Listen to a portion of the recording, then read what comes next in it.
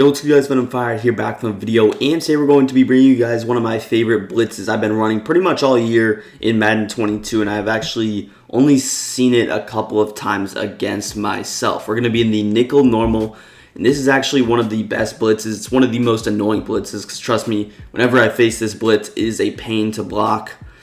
And we're just going to show you how you can do it. You can actually unironically run it out of every single play in this entire playbook, so that gives you a ton of diversity. Again, it's only going to be a 4-man rush, so it's going to be a pretty simple blitz setup as well. Now I'm going to explain some of the reasons that a certain coverage would be better than the other to run, and we'll go over a couple of different coverages ourselves. Now I'm actually going to start out with this cover 6 on the left. I'm going to move my face cam up so you guys can see.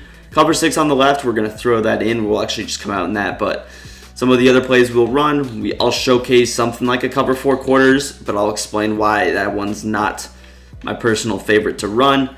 And then maybe we'll throw in like a cover 3. Of course, again, you can run this out of every play, but that doesn't mean I'm going to run every single play in this entire playbook to show you guys. So I feel like that makes sense, but we'll actually come out in this cover 6. Now going over some personnel things.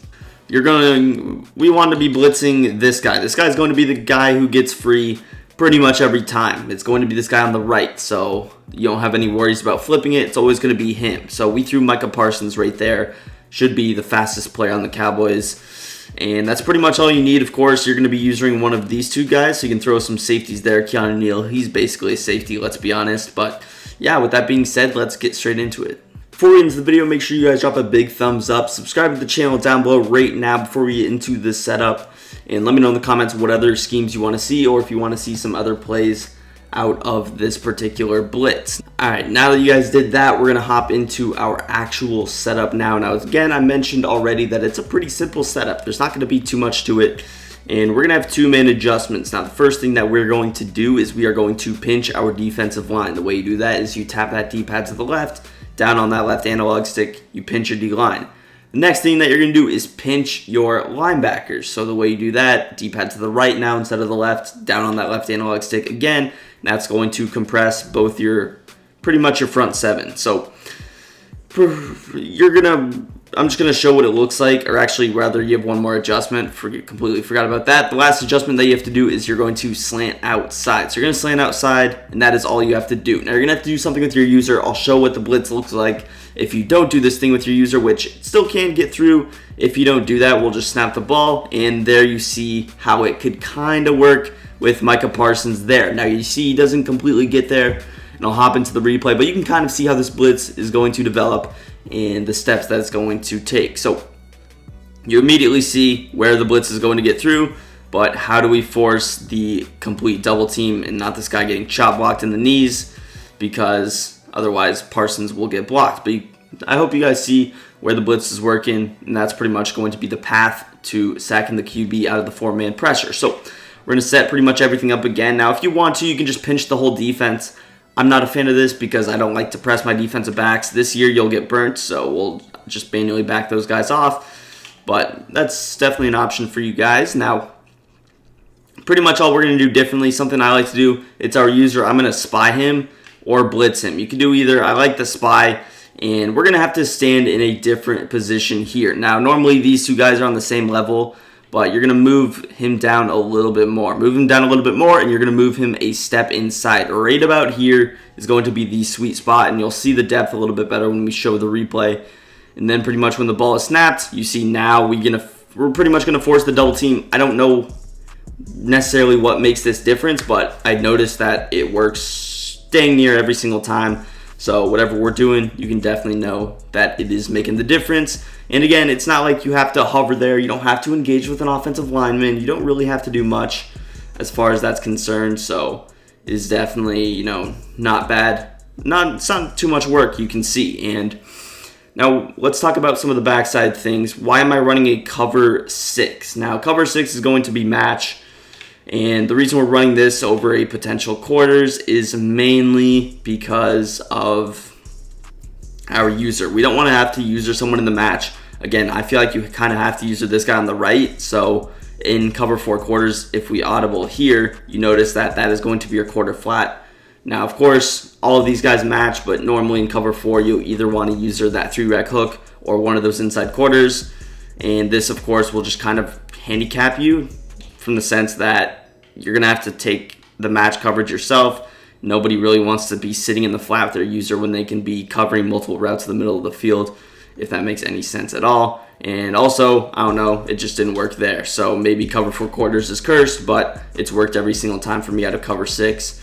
And maybe I had to do something to do with audibling. I'm not exactly sure. I haven't, tested this for, 5 hours on, online head-to-head, but I will show you guys the setup again. Once again, you're just going to pinch both those defensive line and the linebacker groups. Again, slant outside. And then I like to spy my user, which, again, I don't know if this makes a difference. And I like to scoot up a little bit, down rather from, however you're looking at it, into the left a little bit. You're going to snap the ball, and you're going to get, pretty good pressure. I don't know why. Glitchy was able to bump us just a little bit. That usually isn't the case. Again, you saw my confidence going into the video, which is why that was surprising, but set it up again, and now you see it working pretty well. And trust me, you can even get faster guys in Ultimate Team. You can get guys like Devin White there who will absolutely make a difference. The more speed, the better. As far as the position with my user, you see again, I'm just moving up one small step and just to the left a little bit. This is the position you should be in. And again, the ball is snapped. You force that instant double team because you're slanted outside, and you get this pressure. So again, it's only a 4-man rush, so let's say we do block Elijah Mitchell out of the backfield here. You're not going to be too mad considering the fact that he is able to block your 4-man blitz with 6. I don't think that's necessarily unrealistic, but one thing it does do is it's going to make his offense a lot worse. Sending 4 routes out rather than 5, it's also going to make your job easier defensively. So again, he blocks the running back, and he won't really even get off the edge. When that happens, the whole blocking system will pretty much be changed. But again, you can't really ask for much more than that. There probably is some kind of a way to get pressure, maybe blitzing 5. I haven't explored the play enough to know that, so I'm only going to show you guys what I know with this blitz. But I do know it works out of other plays, so that will be something we show later. But let's just hop into some other play designs so you can see this cover 6 in action. Again, we've talked about cover 6 already as a defense in totality. So, and maybe also some there's probably different ways to block it. You saw maybe the play action with the running back on a wheel route or something. He takes a different kind of a drop. So there are some weird things that will give this a little bit of trouble. But again, you're only rushing 4. You can't be too mad, and maybe it was because I forgot to spy this guy. But again, you're rushing 4. You can't get too mad, and when the pressure comes in, it's going to be really fast. And just the fact that he's going to be forced, even if you get the sack once, to be thinking about this all game long, that's going to be a cause for concern. It's going to be in the back of his mind the rest of the game, which then in turn can force him to make uncharacteristic mistakes, get rid of the ball a little bit faster when his routes aren't developed, because he has that timer going off on his head that, oh, I could get sacked, especially if he's not one of those guys that watches the line. So it definitely gives a competitive advantage. And then you combine the fact that you can actually bluff blitz. You can end up rushing 3 if you want. That will definitely take it to another level. But let's actually try this cover 4 quarters one more time. And we're kind of labbing on the fly here. See if I spy this guy, if it works at all. Just going to sit here. And yeah, so I do think spying does make a difference with your user. I'm not sure completely, but you saw that first time we ran quarters where he was in the quarter flat. We hovered there. It didn't seem to work. But again, you notice when I ran cover 4 quarters, I mean, you guys all saw Elijah Mitchell wide open in the flat. So when you're using an inside quarter or an outside quarter, you know you're going to be defending the flat, and then you have to go inside and run all the way out. It's just not going to be the best thing to do. I know there's ways to flip it, get around that. Maybe if the play is flipped, then it could work if the slot corner is on the right. But if not, then you're probably going to have to keep auto flip off, and you're going to have to manually come out on that side if you're a cover 4 quarters guy. So if that's your personal play, you would flip it, which we'll flip it there. And then we're going to have to base a line still. And now you notice that we're in a situation where our other linebacker, Keanu Neely's coming all the way from the short side of the field to the outside. And that is not the best way, because he's also going to have to come in from a very tight situation. Whereas I hope this blitz should work now, and maybe even not, because it's flipped. So again, who knows? This cover 4 quarters play is weird, but you guys have seen it work pretty dang consistently out of the cover 6. And also, I think audibling could have some kind of an issue with it. I'm not completely sure, but I guess we'll find out if this cover 3 sky works, because this works pretty dang reliably.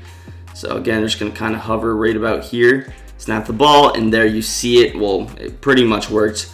But again, it seems like audibling might have some slim effect, so I might just come out normally and call cover 3, because that is, and again, I probably run these 2 plays the most, cover 3, cover 6. Occasionally I'll mix in some kind of a man coverage, which you can run man coverage and have this working, by the way. But you have to understand that you're probably going to be manned up on the running back. So if the running back's on a route, that's where you have to go. Alright guys, there you kind of saw it work. I know I started talking a little bit later, but this was out of the cover 3, of course. Now, if I'm running cover 3, what I'm doing is I'm setting my curl flat zone drops to about 10 yards. I'm taking away pretty much anything kind of quick that he could throw, and we're kind of hoping that the blitz gets through. Of course, double flatting is not really an option when you're running the blitz because you need 4 people. So in this situation, you can only double flat one side, which could be an option. I could easily hard flat that side if need be, but it's something that you're gonna have to know that you can't really do unless you want to go with the bluff blitz option. Here though, again, cover 3 and cover 6, I'm not sure. I know cover 2 man, cover 3, and cover 6. Those are the plays I seem to have the most success with. I know some weird things can happen.